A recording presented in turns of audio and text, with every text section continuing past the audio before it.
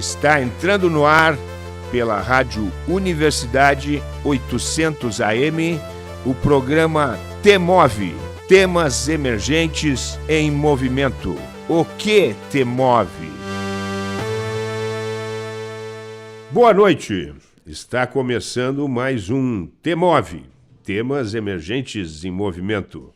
Boa noite, eu sou a Maria Aparecida Azolim, pedagoga da Coordenadoria de Tecnologia Educacional. E junto com o professor Clayton Hillig, apresentaremos o programa de hoje aqui nos estúdios da Rádio Universidade 800 AM da UFSM. O programa T-Move, Temas Emergentes em Movimento, é um projeto da Coordenadoria de Tecnologia Educacional da UFSM, vinculada à Prograde, Pró-Reitoria de Graduação. Proporcionamos aqui um espaço de conversas e troca de ideias, através de entrevistas com palestrantes do Temas Emergentes e outros convidados. Hoje a nossa conversa é com o professor Júlio Passos. Júlio César Ferreira dos Passos foi mediador pedagógico da área de Engenharia de Produção da Universidade Virtual do Estado de São Paulo, Univesp. Obteve a especialização em Engenharia de Produção na PUC de Minas em 2015, aperfeiçoamento em Educação à Distância e Metodologias Ativas em 2016 e mestrado em Engenharia de Transportes pela Universidade Estadual de Campinas. Atualmente cursa a licenciatura em Matemática na Faculdade Anhanguera Educacional. Na graduação, concluiu Tecnologia Logística pela Faculdade de Tecnologia, formou-se em Automação Industrial Mecatrônica e foi professor da Faculdade de Tecnologia de São Paulo no curso de Logística e Transportes. Professor de graduação em Engenharia Civil, pós-graduação em Gestão Empresarial, Projetos e Operações Logísticas nas faculdades Jaguariúna e Pós-Global Treinamentos, respectivamente. É redator e produtor de conteúdos das áreas de Engenharia de Produção, Inovação Tecnológica e Supply Chain de cursos de pós-graduação EAD. Realiza também pesquisas no Laboratório de Aprendizagem em Logística e Transportes da Unicamp. Possui também um canal no YouTube, onde dissemina e produz conteúdos das áreas de engenharia, cálculo, matemática, design thinking e gestão de operações. Atualmente é formador de professores em metodologias ativas de aprendizagem e tecnologias educacionais, certificando docentes em nível internacional. Seja muito bem-vindo, professor Júlio Passos. Seja bem-vindo, professor Júlio. É um prazer em recebê-lo aqui no programa T-Move. E para dar início ao nosso programa, a nossa pergunta inicial é: o que te move? Bom, agradecer primeiramente, né, ao convite, né, a professora Maria, o professor Clayton, a toda a equipe, né, o pessoal do T-Move aí da Universidade Federal de Santa Maria. Obrigado, né, mais uma vez estar por aqui e poder contribuir, né, um pouquinho mais aí com a educação do nosso país. Bom, o que me move? Transformação. Transformação, acho que é um nome, é um termo que eu uso, né, para poder gerar uma educação de qualidade, né? Então, transformar pessoas através da educação. Realmente ser uma pessoa que ajuda os professores e os alunos também, através de metodologia, através de tecnologia. Então, acredito que a transformação, isso se faz de uma forma humana, né? Então, a gente precisa ser humano para poder transformar as pessoas. Então, acho que o que me move é a transformação. Muito bem, professor Júlio. Professor, eu li aqui um longo currículo de formação acadêmica, diversas graduações, trajetória no pós-graduação como discente, como docente. Mas quem é o Júlio Passos? Essa é uma excelente pergunta, e isso é uma coisa que eu faço com os professores também, né? A gente precisa lembrar que existe um Júlio, existe um José, existe uma Maria, existe um Clayton, e a gente precisa saber quem são, né? Então, o Júlio, ele é filho da Juraci Aparecida, do Luiz Carlos de Almeida, é irmão do Adriano Passos, esposo da Cibele Alves Silva dos Passos e pai do Joaquim Alves Silva dos Passos, né, de 3 aninhos. E esse Júlio é uma pessoa que ama estar com a família, ama inovação, gosta de jogos eletrônicos, gosta de correr, gosta de nadar agora ultimamente, né? Então, esse é o Júlio, né, que gosta de estar em família e gosta de estar em comunidade. Muito bem.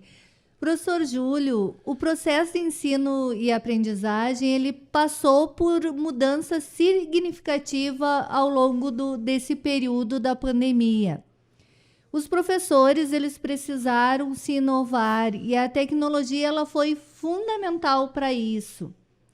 Na tua opinião, a partir dessa situação atípica que foi a pandemia, como ficará o ensino híbrido daqui para frente? Excelente pergunta, e isso é uma coisa que diariamente eu recebo no meu WhatsApp, né, de professores, né, que falam, professor, como é que vai ser daqui para frente? Como é que vai ser essa questão do ensino híbrido? E o que eu respondo é o seguinte, pessoal, não vai ser mais, embora a gente enxergue muito isso ainda, né, o cenário que nós tínhamos em fevereiro de 2020, né? Então, existem professores ainda nadando contra a maré, querendo recuperar aquele cenário que se tinha. Mas a gente vê um movimento muito grande das instituições de ensino, né? Inclusive as que eu tenho mais contato também, até municípios, né? E que estão transformando mesmo, né? Não vai ser mais aquela questão, né? Eu acabei de terminar uma live agora no meu canal, e falando da questão do enfileiramento de alunos dentro de uma sala, com o professor em cima de um tablado, detentor do conhecimento, né? Isso é um cenário que a gente já se via até, professora Maria, desde 2018, em que os professores estavam preocupados em realmente deter o conhecimento, mas hoje a gente tem o aluno, ele já chega na sala de aula com o smartphone, né? E no momento que você está lecionando, que você está ali explicando um conceito, ele já está ali pesquisando, né? Para saber se aquilo que você está falando realmente é verdade. E o que isso caracteriza? Caracteriza que o conhecimento, assim como a educação, ele já é híbrido, ele já está em todos os locais, né? E eu acho que o grande desafio agora é a gente fazer da tecnologia aliada e não inimiga, né? Que aí a questão que eu comecei o meu comentário aqui com relação aos professores que ainda têm medo da tecnologia, acho que vai substituir, não é substituição, e sim aliar o que a gente tem de ferramenta para poder tornar o aprendizado mais significativo, tá? E também entender que a gente tem que funcionar como um mediador pedagógico, realmente um parceiro do aluno na busca do conhecimento. A gente tem que realmente fazer uma curadoria desses conteúdos. A gente tem um volume de informação enorme nas redes. A gente precisa fazer uma curadoria desses conteúdos para saber realmente o que vai trazer de significativo para o aprendizado dos alunos. Tá? Então, é o que a gente vê aí pela frente, né? Realmente usar a tecnologia como ferramenta e se tornar um parceiro do aluno no processo de ensino-aprendizagem. Dentro desse contexto, né, eu tenho trabalhado já com educação à distância desde 2009 e tenho sempre sentido que essa mistura entre os recursos tecnológicos e a sala de aula ela ia acabar acontecendo.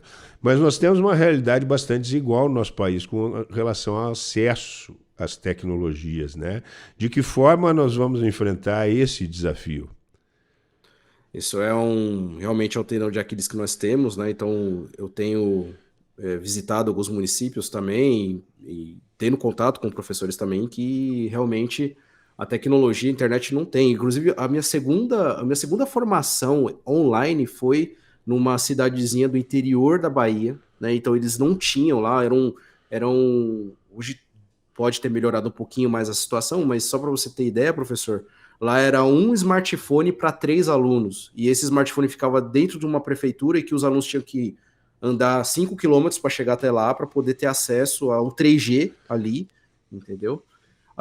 Mas como que a gente pode lidar com isso, né? E eu tenho conversado muito com alguns colegas professores, não tem uma verdade absoluta, mas cada contexto vai ditar uma maneira de acontecer, né? A questão.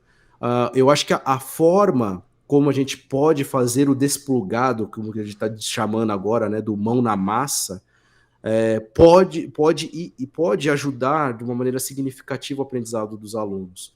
Eu passei por uma situação parecida, é claro que é totalmente fora de contexto da falta de acesso, e alguns professores também compartilharam experiências de que, na falta de tecnologia, eles utilizaram o Maker, utilizaram o mão na massa, utilizaram o desplugado, utilizaram um material alternativo, né? E eu gosto até de citar também a professora Débora Garofalo, né, que tem esse projeto do Robótica com Sucata, né? Então ela leva para vários municípios, né, e tem o livro dela também que é fantástico, utilizando papelão, utilizando lã, utilizando garrafa PET para poder tornar o aprendizado significativo. Aquilo que o aluno aprende na teoria, ele tentar realmente pensar com as mãos ali, né, aplicar aquilo, né? Então, e semana passada também, né, para dar mais base para isso que eu estou falando, uma professora também veio no meu canal, a professora Railane, ela tem um projeto muito bacana também de oficina também no interior da Bahia, e leva também essa questão, né, de robótica com sucata, as impressoras, né, que estão, na verdade, a gente até brincou durante a live, né, qual escola, ou então, às vezes, né, universidade que não tem aquela salinha, aquele almoxarifado que tem ali, né, as bagunças ali, e aquilo ali pode ser utilizado como um laboratório, principalmente para os pequenos, né, para o pessoal que está se desenvolvendo ainda. Então, professor, é aquele negócio, usar a criatividade, usar realmente a questão da sustentabilidade, reutilizar material alternativo para poder trazer esses conceitos para a gente poder desenvolver esses alunos, na falta aí da tecnologia, né? Da internet, no caso, mais especificamente. Tu estás falando da questão da criatividade, né? Da importância da criatividade. E o que mais, assim, o professor pode fazer para dar significado a esse processo de ensino e aprendizagem, que pode ser potencializado ou não pela tecnologia? Até porque a tecnologia ela não é acessível a todos, né? Exatamente. Ó, essas são questões fantásticas que daria para a gente ficar falando aqui a noite inteira, e é muito interessante, eu adoro falar nisso. E isso eu aprendo muito com meus colegas professores também, né, essa questão. E uma coisa que faz muito sentido, inclusive eu tenho levado muito para minha sala de aula também, é realmente você considerar o contexto do aluno, prof. Então você realmente... aquele aluno que chega ali na sua sala de aula, ele não é simplesmente ali, às vezes, sei lá, o Juquinho ou o Joãozinho, né, que a gente fala. Ele tem toda uma história por trás dele, ele vivencia uma família que está dentro de um contexto, que vivencia culturas, que vivencia dificuldades, que vivencia alegrias e tristezas.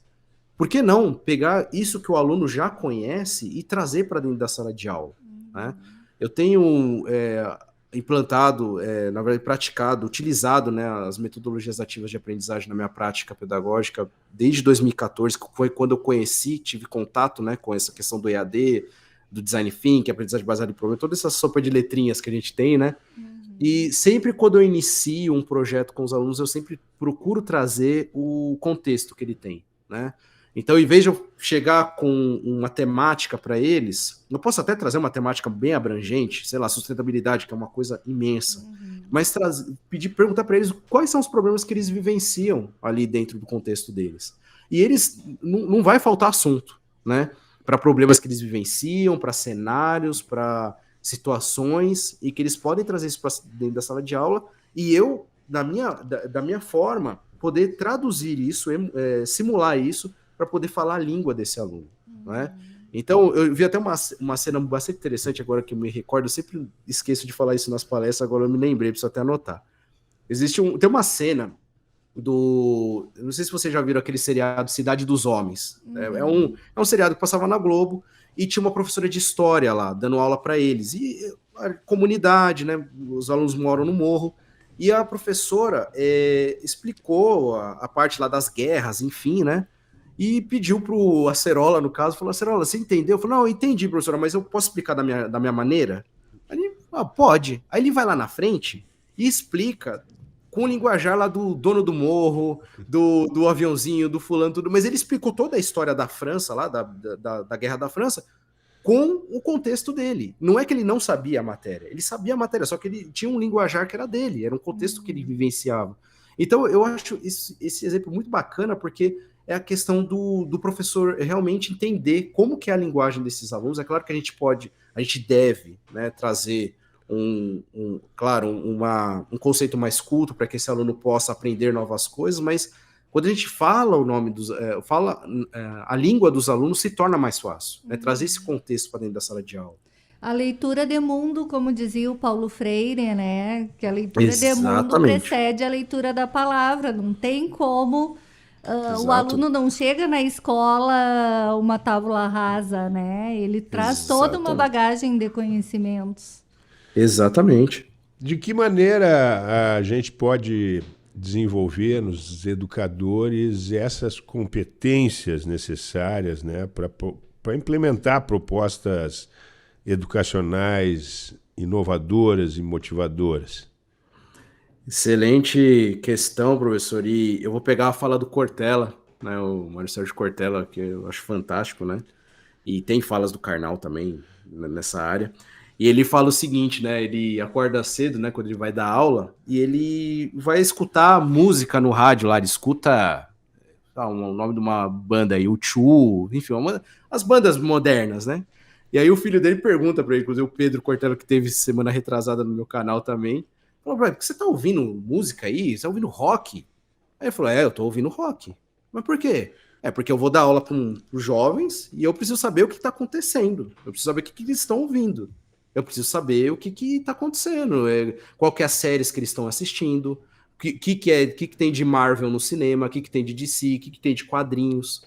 Então, prof, tendo essa contextualização, eu acho que a primeira coisa, o professor realmente entender o público dele. Tá? Porque a gente sabe que esse público que tem agora dentro da sala de aula, como eu disse para vocês, não é aquele público que a gente tinha lá no começo dos anos 2000, não é mais. E não é dos anos 90, que é a época que eu vivenciei também, anos 80. É uma pessoa que está antenado. Está ali com o celular na mão, né? E essa outra questão, né? Não tornar o celular um inimigo, mas sim uma ferramenta de aprendizagem, porque ele tem que ser, na verdade, um aliado. Inclusive, lá em 2017, quando eu chegava para dar aula, eu falava para os alunos, pega aí o celular de vocês e liguem os Kahoots de vocês, né? Que é o aplicativo lá de quiz, né? Falou, professor, você é o único professor que entra aqui nessa sala e pede pra gente pegar o celular. Quando o contrário, os professores só falta pra gente jogar o celular lá na rua, né?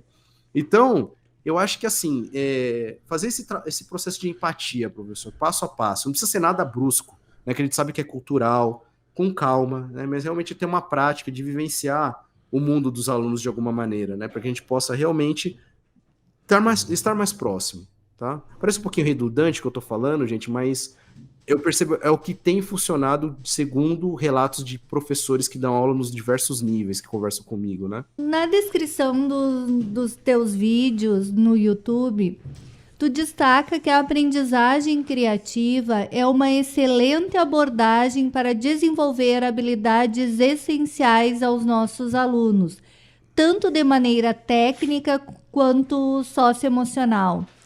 Nesse sentido, quais conceitos e possibilidades são aplicados à aprendizagem criativa, com a ideia de transformar as aulas presenciais, online, híbridas? Uhum. Tá. A questão da aprendizagem criativa é uma questão que eu preciso trazer mais para o meu canal e eu estou trazendo com muito cuidado também, né? E eu tenho conversado muito com pessoas que são muito mais expert nesse assunto do que eu, né? E isso é uma prática que eu tenho dentro do meu canal também.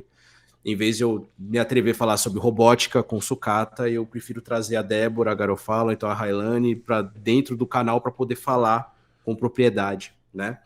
Mas o que me chama a atenção com relação à aprendizagem criativa é a questão do aluno aprender fazendo e a questão que o Mitchell coloca dentro do livro dele, né, do Jardim da Infância para a Vida Toda, né, que inclusive não está aqui na minha mesa, mas vou mostrar ele para vocês, mas é um livro fantástico, né, que é de cabeceira para todo mundo, né, que é em relação a desenvolver essa questão da criatividade.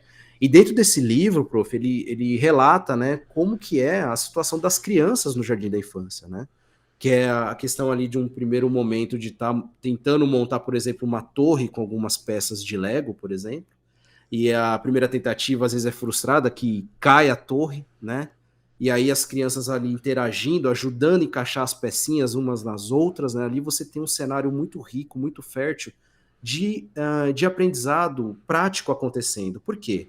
Você está desenvolvendo na criança a forma de montar aquelas peças, que ali tem um conhecimento, pode dizer que técnico, né? Que às vezes fazer uma base mais larga e a parte mais alta mais fina, então você dá mais equilíbrio, então o aluno está aprendendo alguma coisa ali, mesmo que não sabendo o que ele está fazendo. E o que acontece? Ele está ali não sozinho, mas ele está em grupo. Às vezes está em 5, 6 crianças ali, tudo falando alto, gritando, tossindo, né? E um esbarra no outro, um pega a pecinha do outro, e aí o outro acha ruim porque pegou a pecinha, né? Falou assim, e isso o que demonstra? O senso de pares, né? Que a gente vê dentro dos 4 P's lá da criatividade, né? Projetos, pares, parceria, né? A parte de colaboração. Então você entender que tem pessoas ali, que você não está sozinho, que você está tentando resolver uma questão, né, que é a construção dessa torre, e você está ali colaborando, e tem que vivenciar com aquilo. E quando a gente passa isso, o Mitchell ele fala isso na obra dele, quando a gente faz um depara para a nossa situação adulta, o que mudou? Praticamente nada, porque você precisa ter um conhecimento técnico para poder resolver um problema, né, que ali no caso das crianças é realmente construir a torre. E no nosso caso é resolver problemas do dia a dia, seja na área financeira, na área pedagógica, na área jurídica, na área de medicina. Só que você não está ali sozinho, você está com uma equipe ali, né, está trabalhando em grupo. E você precisa entender que aquelas pessoas que estão ali são diferentes, pensam diferentes de você. E aí você está desenvolvendo a questão da empatia, da colaboração, flexibilidade, criatividade, tá, na parte socioemocional. E na parte técnica você conhecer aquilo que você está fazendo, tá? Então, essa questão, respondendo a sua pergunta, prof, é uma coisa que tem início no Jardim da Infância, com a aprendizagem criativa, e vai até a vida adulta e vai perseguir a gente o resto da vida, né? Então é por isso que ele fala que é Jardim da Infância para a vida toda, né? Porque isso reflete na nossa vida adulta, né? Esses saberes sensíveis, né? A empatia, o trabalho em grupo, a comunicação, né? Que são tão fundamentais hoje na formação profissional, né? No ingresso no mercado. Não existe um paradoxo com relação às tecnologias informacionais, uma vez que elas nos afastam um pouco, ou nos unem? Como fica essa questão paradoxal das relações virtuais e a vida afetiva, né? Essa é uma coisa. Essa é um comentário, chega a ser doloroso, mas é doloroso, porque é um desafio, professor, isso, né? E é um paradoxo muito grande, né? Porque você fala assim, por exemplo, eu moro no interior de São Paulo, né? E a minha família está na capital. E aí a questão, né? Fala, mas tudo bem, a gente tem o WhatsApp hoje, né? Aí você liga por vídeo para a pessoa, né? Só dando um exemplo aqui, né? Você tá vendo ali a sua madrinha, você tá vendo ali seu avô, sua avó, você tá vendo ali tudo no outro país, por exemplo. Só que aí a pergunta que vem, né? É a mesma coisa do que tá junto? Não é, né? Esse é o problema. E aí, trazendo isso para o contexto da sala de aula, a gente tem que realmente olhar com bastante carinho, né, com relação à humanização do processo de ensino-aprendizagem. Não deixar com que uma máquina substitua aquilo que a gente tem de maior, que é aquele contato humano, né, essa sensibilização de como que você ensina, né, a criança, né, usando tecnologia. Então, é uma coisa que eu falo para os professores, ok, tecnologia está aí, mas ela não vai substituir. Só a gente tem empatia, tem compaixão, tem o toque humano, né? Só a gente consegue perceber que o aluno batendo com o lápis em cima da carteira, né? Ele está com o pensamento longe, ou então ele não está entendendo, né? Aquela questão, né? E uma dor que a gente tinha também, principalmente durante a pandemia, no começo da pandemia, as câmeras desligadas. Como que você fala para um professor com 40 anos de sala de aula, dar aula com os quadradinhos, ali tudo preto? Meu, você mata o cara. Meu Deus do céu, o cara não tá vendo o rosto dos alunos. Então tem essa questão, né? E agora, com a questão do ensino híbrido, a gente precisa humanizar mais o processo, né? É uma coisa que a gente precisa refletir muito sobre isso, sabe, professor? Sobre essas práticas. E ver o melhor caminho, né, para a gente não perder essa humanização, não colocar uma videoaula fazer o papel do professor, a videoaula. Não, existe ali a videoaula com conteúdo que pode ser consumido no YouTube, mas precisa ter o professor ali realmente para trocar, para mandar um áudio, falar, ó, olá, aluno, tudo bem? Aqui é o professor Júlio que está falando, sou professor de matemática, vi seu exercício, vi que você está com essa dificuldade, eu vou te ajudar, entendeu? Então, eu acho que é mais ou menos por aí. Essa sensação de dar aula e só enxergar os quadradinhos é uma sensação de total solidão, né? A impressão que estamos falando apenas com a tela ali, não que exista Exato. pessoas do outro lado, né? É muito Mas ruim. a cadeira e a classe também causam o mesmo efeito dentro da educação presencial, você não concorda? Concordo. Exato. Que deixa ele só com a carinha ali, E E com o enxergando, pensamento lá fora. lá fora. e geralmente um enxergando apenas a nuca do outro, né? Só enxerga o professor de frente e enxerga apenas a nuca do colega. Exatamente. Muito bem, professor Júlio. Nós vamos fazer um breve intervalo.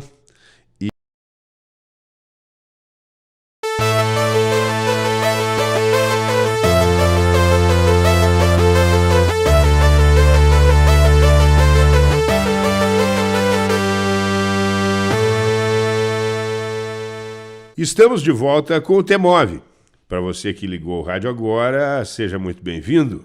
Você está ouvindo o programa T-Move pela Rádio Universidade 800 AM.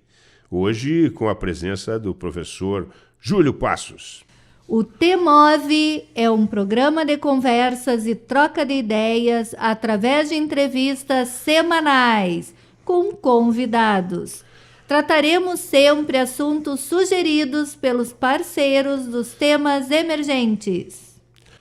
Professor Júlio, como é que surgiu a ideia de um canal no YouTube, né? De que maneira você se tornou influencer?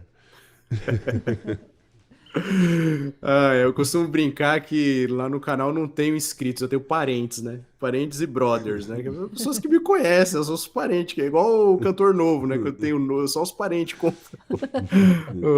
Mas olha, graças a Deus eu tô com 24.242 parentes lá inscritos. Nossa! Então, assim, muito bacana. Mas respondendo a sua pergunta, professor, desde 2015, 2014, que surgiu ali o canal nessa questão de YouTube, né, usar essas mídias digitais aí. Eu dava aula na graduação, né, numa das graduações que eu dei aula aí na engenharia civil, eu dava aula de transportes, e era uma disciplina muito densa, muito conteudista, né, e às vezes não cabia dentro das aulas ali, dentro do momento presencial. E aí eu peguei meu Gmail e abri lá, tinha a possibilidade de abrir um canal no YouTube lá, que já era tudo conectado. Eu abri lá e aí que eu fiz? Passei a gravar videoaulas complementando o conhecimento dos alunos ali da disciplina. Eu falei assim, em vez de eu mandar o arquivo pesado, né, dentro do Moodle, que fica pesando o sistema tudo, e também mandar para o aluno por e-mail, também não dá para o aluno ficar fazendo download no celular, vou colocar no YouTube e mando para ele o link, né? E aí ele clica só no link e assiste no YouTube. E aí sim começou, né? E aí eu não sabia desse negócio de não listado, privado, enfim, fica lá público, né? Outras pessoas começaram a acessar, alunos de outras universidades, o professor está me ajudando, a parte de pesquisa operacional, gostei muito, a parte de matemática eu gostei, muito bacana, simulação, enfim, que as disciplinas que eu leciono até hoje, né? E aí, com a chegada da pandemia, o que aconteceu? Surgiu a nova demanda de professores, né? Que aí foi realmente o boom do canal, né? E aí tinha colegas professores que não sabiam o que fazer também e falavam, professor, grava uma aula para mim, para eu assistir aqui, para eu poder, né? Não sei o quê. E comecei a colocar tudo dentro do YouTube. E aí ficou público. E aí começou a aparecer professor do norte do país, do sul do país, de Angola, Moçambique, Portugal, Estados Unidos. Então, os professores começaram a se inscrever, porque eu comecei a ajudar professores que eu nem tinha contato, né, principalmente com as ferramentas Google. Né? Então, isso me ajudou. Eu já tinha certificações internacionais, e ali eu compartilhava muito pouca coisa, mas não era nada, assim, era mais voltado para os alunos mesmo, né? Não era um público de professores. Mas aí, depois da pandemia, veio aí a possibilidade de ajudar os colegas professores. Então surgiu assim, professor, foi indo, né? E tá crescendo, né? Vai crescendo aos poucos aí, né? Com relação a ajudar as pessoas. Estamos ouvindo a todo momento falar das metodologias ativas. O que são essas metodologias ativas e como elas podem ajudar assim a desenvolver o protagonismo do estudante?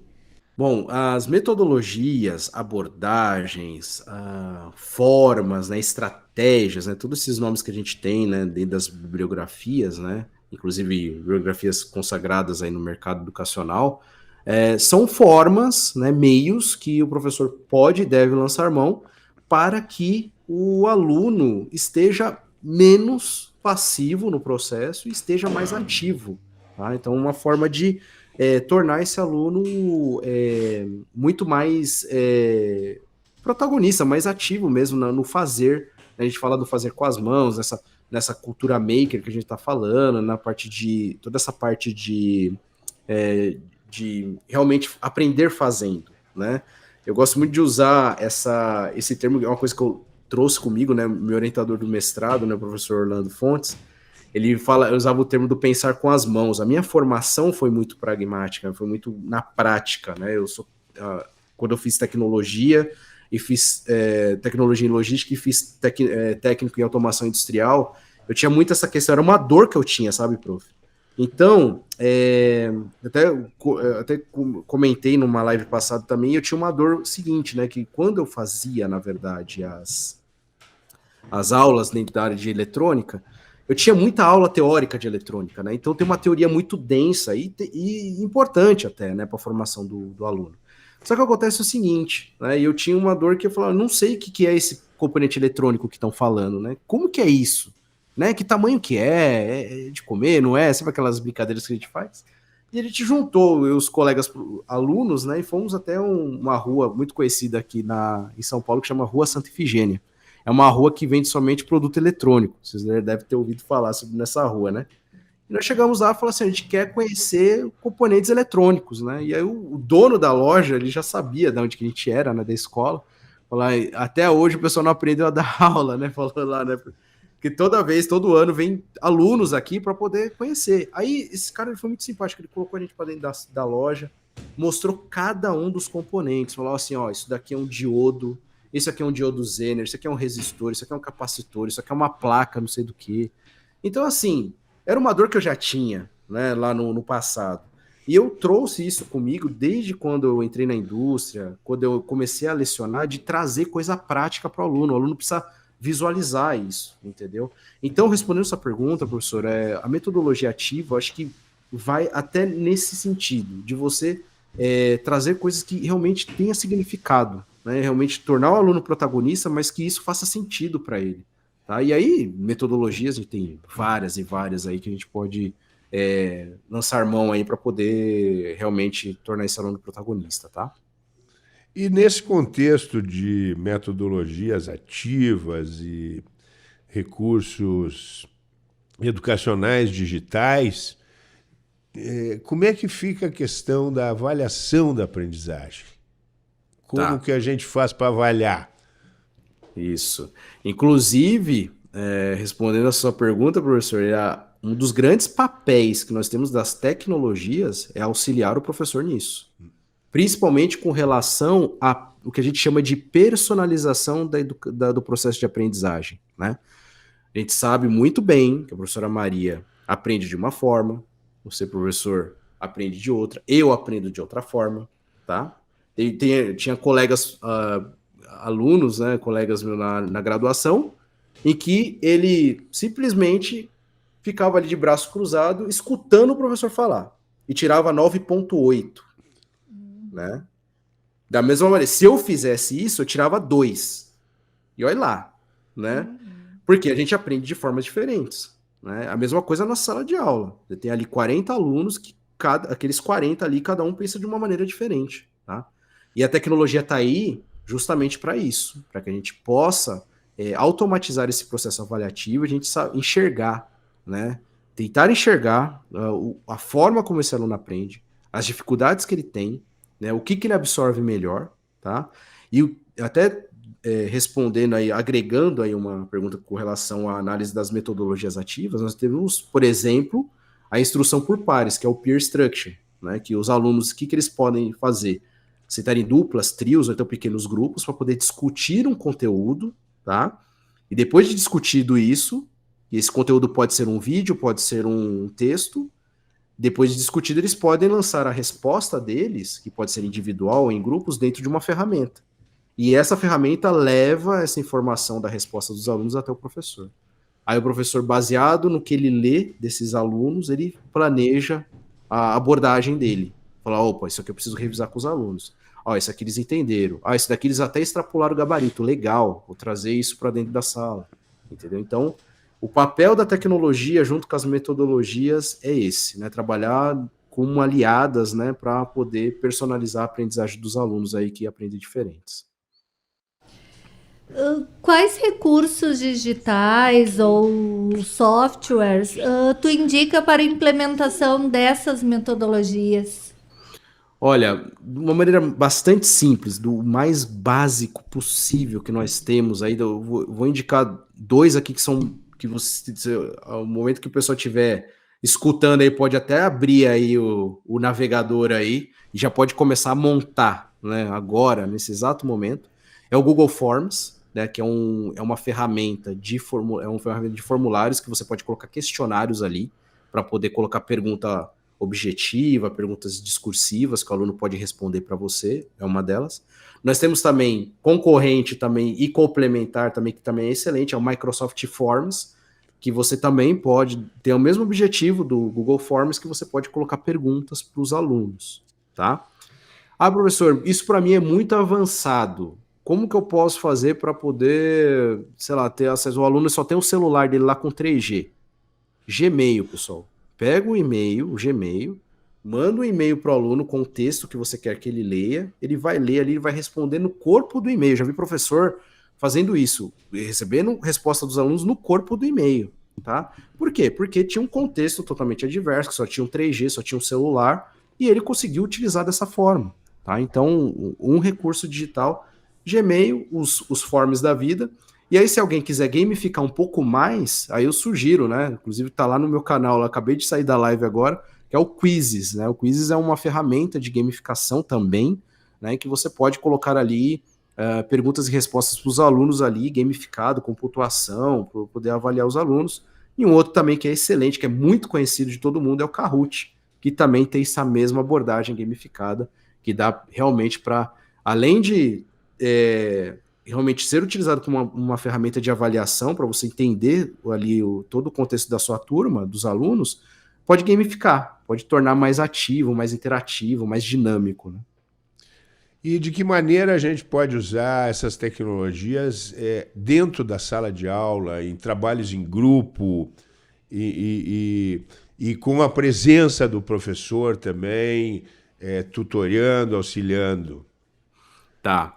Essa é também uma pergunta bacana também, porque alguns professores vêm para mim no meu WhatsApp e mandam até áudio. Professor, eu vou perder meu papel. Eu ponho os alunos lá dentro da sala de aula, cada um fica no seu grupo ali, eu fico tentando chamar a atenção dos alunos ali e ninguém me dá atenção mais. Eu tô perdendo o foco, né? O foco de eu ser o centralizador do conhecimento. Aí eu pego, bato palma assim. Deu certo.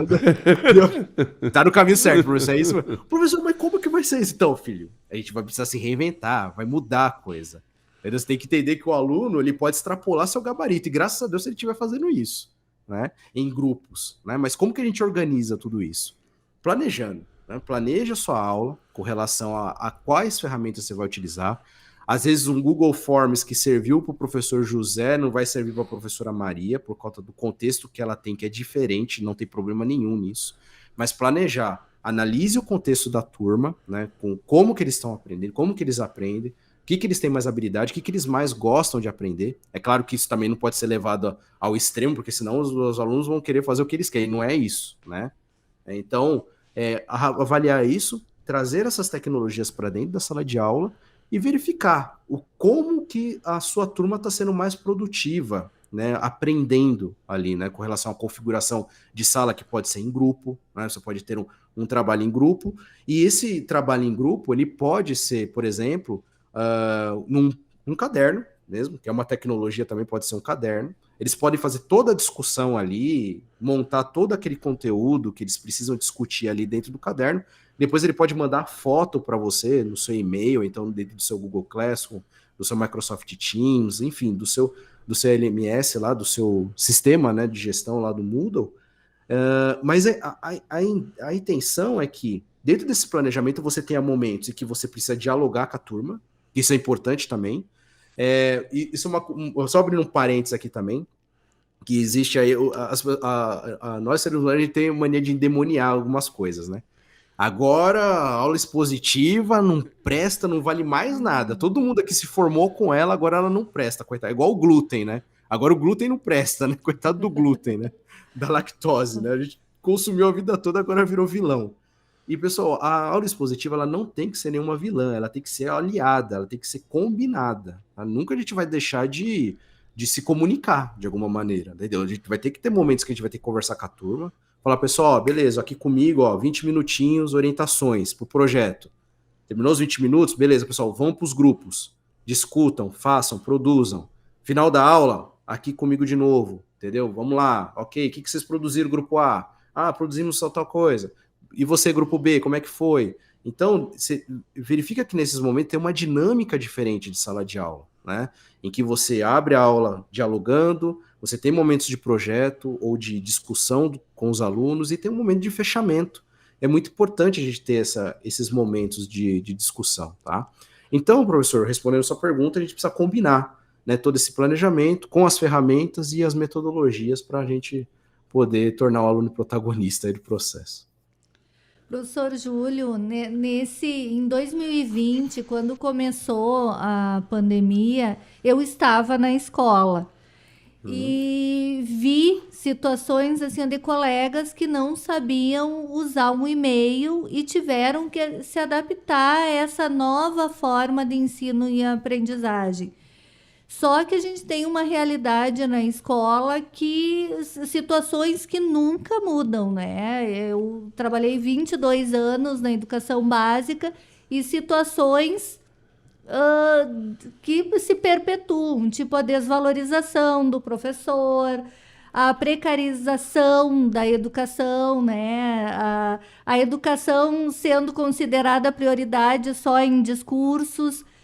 E como é que pode ser feito assim para que realmente as metodologias ativas, que a tecnologia, ela seja realmente utilizada nessa nova forma de ensino-aprendizagem?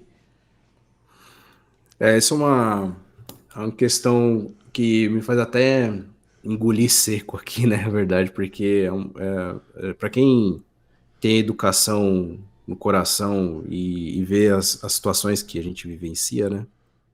E eu acho que para qualquer situação, professora, eu acho que, embora não, assim, tudo isso que a gente está discutindo aqui, ouvinte, né? Falando com vocês aí, né? Tudo. Não, é muito bonito falar de metodologia, de tecnologias, tudo é maravilhoso, né? Enfim, mas não é um cenário fácil, tá? Assim como é difícil. Tá? É muito difícil, né, a gente lidar com situações adversas em que a gente...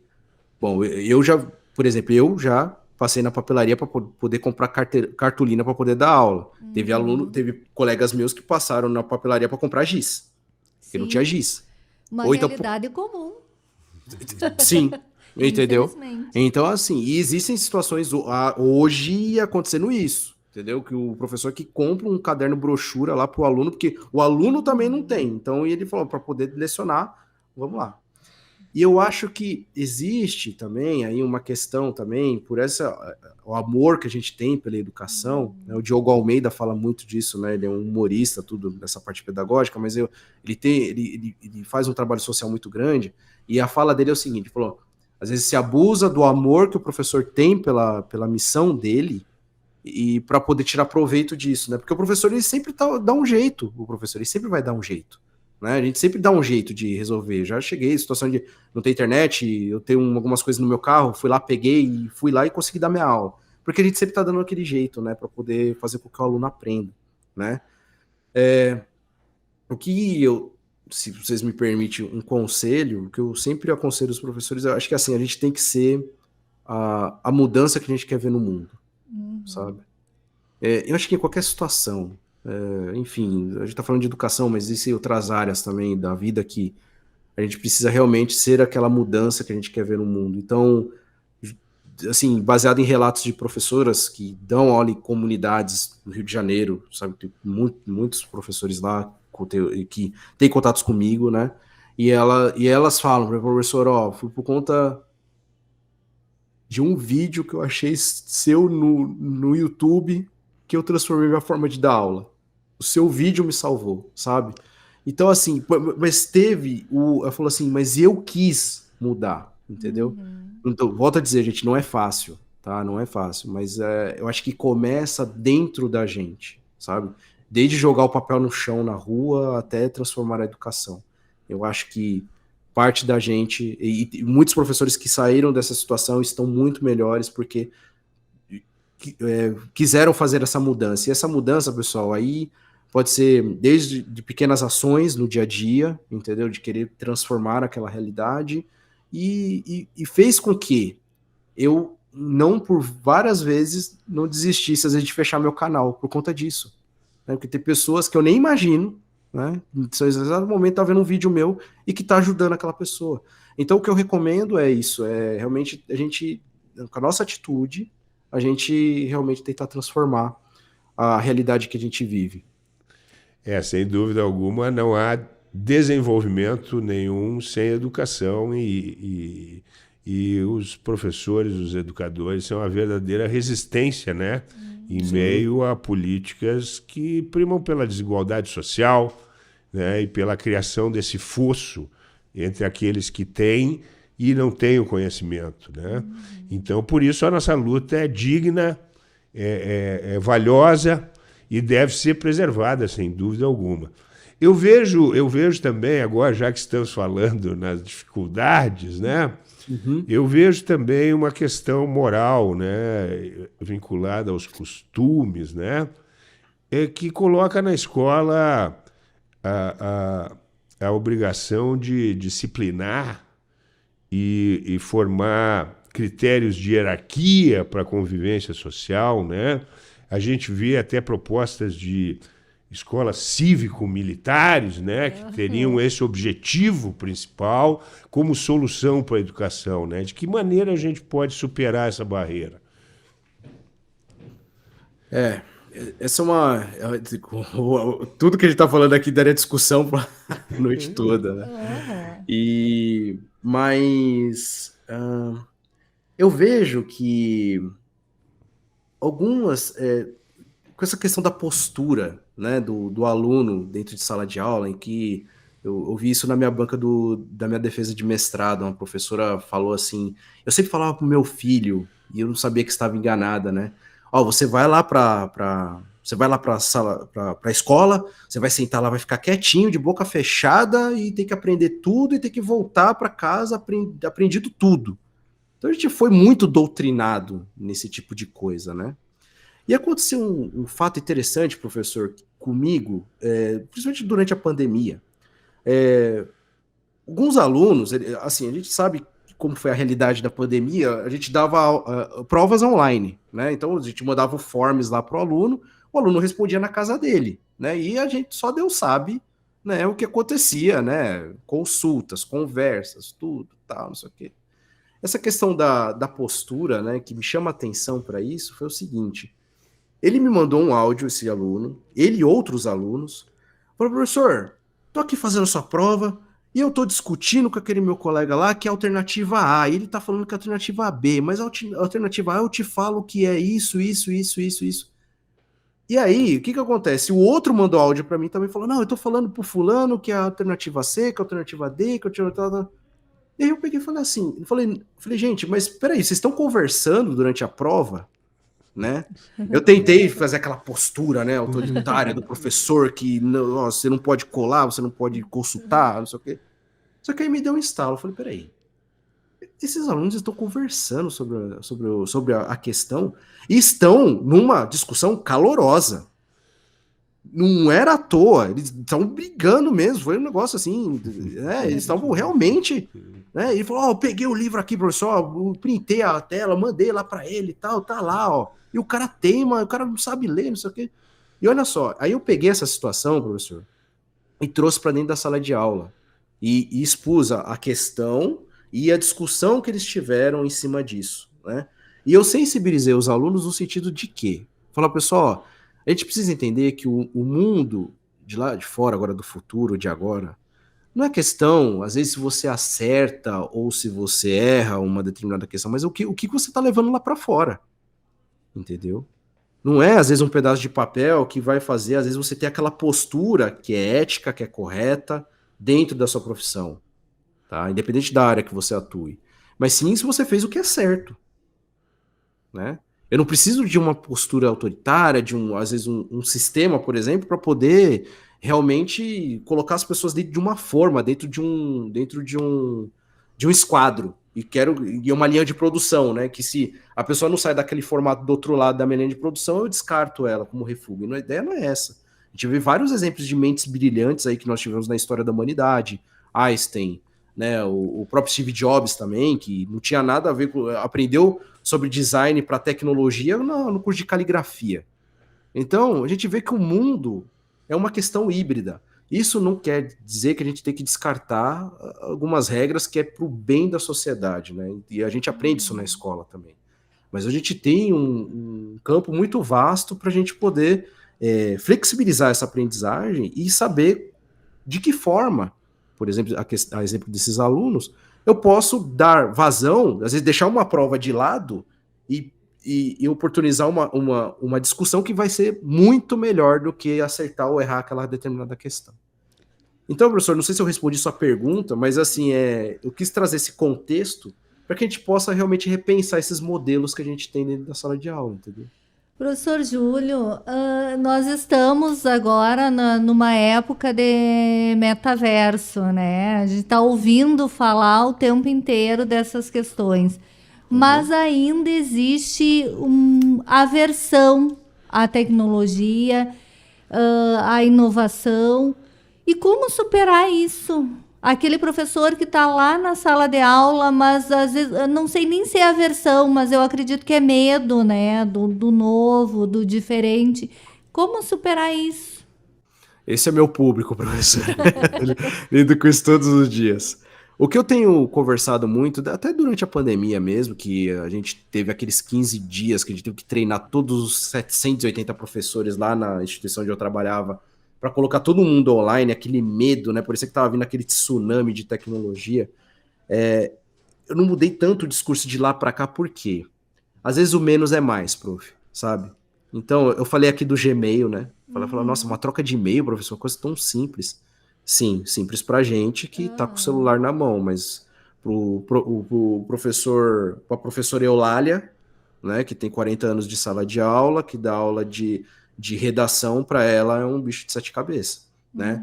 Então, começar muito básico, né? Então, todas as formações, palestras que eu dou, enfim, tanto presencial quanto online, aí Brasil afora, eu sempre vou do básico. Falei, gente, ó, isso aqui é um editor de texto, é igual o Word que a gente usava lá nos anos 90, é igualzinho, assim, mudou, tem mais botões, tem mais funcionalidade, mas olha só, você vai usar isso aqui com o aluno, ó, você vai colocar de uma maneira bastante simples, bem básica. Ah, professor, o editor de texto para mim também é avançado. Falar, então tá, o que você tem? Ah, eu tenho um Gmail, tem um Yahoo, por exemplo. Ok, vamos lá, vamos pegar lá, abre lá o Yahoo, abre uma nova mensagem lá, vamos mandar um e-mail para os alunos, pedindo uma atividade. Então você vai colocar lá, ó, alunos, por favor, redigir 30 linhas de sua autoria, tira a foto e manda para mim aqui. É isso. Ah, professor, o e-mail eu sei usar, mandar mensagem eu sei. É isso, né? Professor, posso usar o WhatsApp para poder receber a foto da redação do aluno? Acontece isso direto, gente, tá? Assim, aconteceu semana passada. O professor mandou para mim, né? Falou, professor, que um aluno fez para mim na redação, mandou a foto, né? Tudo lá com os rascunhos, tudo, mandou para ele. Então, assim, WhatsApp, né? Então, respondendo sua pergunta, professor, começar pouquinho, pequeno, né? Utilizando ali o que tem à mão mesmo, com o que tem, né? Com o WhatsApp mesmo, com o Gmail, né? Indo mais avante, né, com o Google Documentos, então com o Word, enfim, aí vai, porque às vezes a gente vem com esse monte, né, que a gente vê com o pacote de ferramentas das empresas, né, então isso às vezes assusta, fala, professor, eu não consigo nem passar e-mail, passo errado o e-mail, às vezes vai sem o anexo meu e-mail, entendeu? Então assim, vamos começando devagarzinho, com calma, faça o que tiver, né, eu digo assim, prof, até com eu faço alguns trabalhos de coach, que é muito parecido com perco o medo de dirigir. Uhum. E ter essas questões, né? E o uso da tecnologia é igual dirigir, é igual andar de bicicleta. Tem que ir mexendo com calma, tira o carro da garagem, dá uma volta no quarteirão, volta, entendeu? Tira o carro para lavar, põe de volta, entendeu? Quando você vê, daqui a pouco se torna automático. As tecnologias têm essa possibilidade de você ter aquela fluência digital com o uso delas, né? Usando, testando, né? Todo dia vai lá, olha um pouquinho para a cara da ferramenta, fala, beleza, eu sei que esse botão é aqui, esse botão é ali. A estranheza vai passando, mas tem que ser aos poucos, com muita calma. Muito bem, professor Júlio. Estamos nos encaminhando para o final do programa. Nossa, então rápido. Você tem 1 minutinho para a sua última mensagem e as despedidas aos nossos ouvintes. Bom, primeiramente gostaria de agradecer imensamente, né, a toda a estrutura da Universidade Federal de Santa Maria, que tão bem, né, me recebe colegas professores aqui, né, que palestram aqui, é uma maravilha estar aqui todas as vezes palestrando, e na rádio também está sendo uma experiência maravilhosa, é a minha segunda experiência, né, com rádio, já tive e gostaria de participar muito mais vezes também, agradecer todo o programa do Demove, né? A todos vocês da equipe e principalmente a vocês ouvintes, né, que estão aqui sempre com a gente, né, ouvindo, querendo inovar em sala de aula, né, aprender sobre educação, né, e convidá-los, né, a fazer parte das minhas redes sociais. É muito fácil me achar aí no Instagram, @prof. Júlio Passos, tá? É bem facinho de me achar. E também no YouTube, também é Prof. Júlio César Passos, lá dentro do YouTube, e no LinkedIn também. E eu costumo brincar, né, que vão aparecer outros Júlios Passos lá, tem lá outros, né? É só você escolher o que tem 852 dentes na boca, tá? Sou eu. Tá? Segundo um amigo meu, ele fala isso. Sempre sorrindo. Pelo sorriso. Aí vocês vão me achar lá. Tá bom. Muito obrigado, professor Júlio Passos. Foi uma conversa muito proveitosa. O Demove vai ficando por aqui. Eu sou o professor Clayton Hillig e apresentei o programa de hoje, juntamente com a pedagoga da Coordenadoria de Tecnologia Educacional, Maria Aparecida Zolim.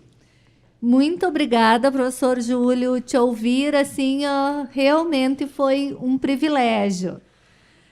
O nosso programa, ele conta com a produção da comunicadora social Luísa Peixoto e da diretora da CTE, Lisiane Miller. Trabalhos técnicos de Giano Al e direção de rádio de Jonathan Ferreira. Na próxima terça-feira, nós estaremos de volta, a partir das 6h, falando sobre os temas emergentes em movimento, aqui pelos estúdios da Rádio Universidade 800 AM.